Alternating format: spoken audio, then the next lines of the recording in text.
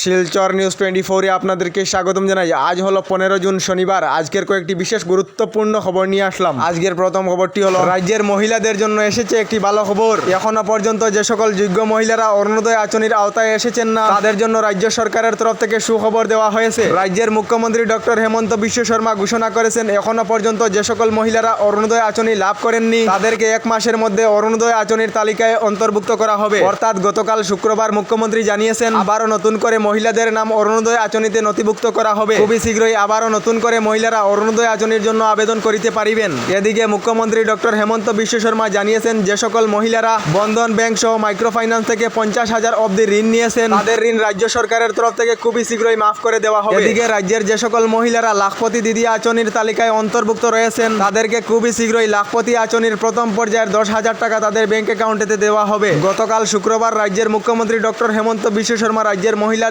জন্য বৃহৎ ঘোষণা করেছেন। এদিকে রাজ্যের আবহাওয়া বিজ্ঞান কেন্দ্রের তরফ থেকে রাজ্যবাসীকে সতর্কবাণী জারি করা হয়েছে। আগামী 17 জুন পর্যন্ত বরাক উপত্যকা সহ রাজ্যের বিভিন্ন জেলায় ভারী বৃষ্টিপাত এবং বজ্রপাত অব্যাহত থাকিবে, যার জন্য আবহাওয়া বিজ্ঞান কেন্দ্রের তরফ থেকে বরাক উপত্যকা সহ রাজ্যের বিভিন্ন জেলার জন্য অরেঞ্জ অ্যালার্ট জারি করা হয়েছে। এদিকে দেশের কৃষক সকলদের জন্য এসেছে একটি ভালো খবর। যে সকল কৃষকেরা পিএম কিষাণ সম্মান নিধি যোজনার তালিকায় রয়েছে, তাদের জন্য কেন্দ্রীয় সরকারের তরফ থেকে সুখবর ঘোষণা করা হয়েছে। আগামী 18 জুন কৃষকেরা পিএম কিষাণের 17তম কিস্তির টাকা লাভ করিবেন। অর্থাৎ কেন্দ্রীয় সরকারের তরফ থেকে আগামী 18 জুন পিএম কিষাণের 17তম কিস্তির 2,000 টাকা কৃষকদের ব্যাংক অ্যাকাউন্টেতে দেওয়া হবে। এদিকে মূল্য বৃদ্ধি নিয়ে একটি খবর এসেছে। বিভিন্ন বস্তুর মূল্য অনেকটাই বৃদ্ধি হয়েছে। রাজ্যের বাজারে আকাশছোঁয়া মূল্য বৃদ্ধি নিয়ে জনতার মধ্যে হাহাকার দেখা দিয়েছে। রাজ্যে মূল্য বৃদ্ধি নিয়ন্ত্রণে রাখার জন্য মুখ্যমন্ত্রী ডক্টর হেমন্ত বিশ্ব শর্মা রাজ্যের প্রত্যেক জেলা শাসকদেরকে মূল্য বৃদ্ধি নিয়ন্ত্রণে রাখার নির্দেশ দিয়েছে। বিশেষ করে খুচরা বাজারে শাকসবজি সহ আলু পেঁয়াজের মূল্য অনেকটাই বৃদ্ধি হয়েছে। আপনাদের এলাকায় শাকসবজি সহ অন্যান্য বস্তুর মূল্য নিয়ন্ত্রণে রয়েছে না কমেন্ট করে নিশ্চয় জানাবেন। এদিকে জিও গ্রাহকদের জন্য এসেছে একটি ভালো খবর। রিলায়েন্স জিওর তরফ থেকে জিও গ্রাহকদেরকে হাই স্পিড 5G ইন্টারনেট পরিষেবা দেওয়ার জন্য জিওর তরফ থেকে স্যাটেলাইট সিস্টেম আরম্ভ করা হবে, যার ফলে জিও গ্রাহকেরা হাই স্পিড ইন্টারনেট লাভ করিবেন। আপনারা এয়ারটেল না জিও সিম কার্ড ব্যবহার করেন কমেন্ট